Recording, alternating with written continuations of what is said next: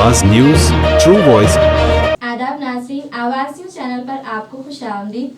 कामारेड्डी जिले में सैलाब मुतासिरीन के दरमियान पहुंचने तेलंगाना जागृति के जिले सदर संपत गौड़ एमएलसी कल्वाकुंटा कविता की हिदायत पर इन्होंने एलारेड्डी हलके में अचानक दौरा किया। लिंगमपेट मंडल के कोमटपल्ली गांव में मुतासिरा गरीब खानदानों को अपनी जेब से 1000 रुपए दिए। इन्होंने मुतालबा किया कि हुकूमत फौरी तौर पर बेघर अफराद को मकानात फ्राहम करे और किसानों को फसल के नुकसान पर फी एकड़ 1 लाख रुपए का मुआवजा दे।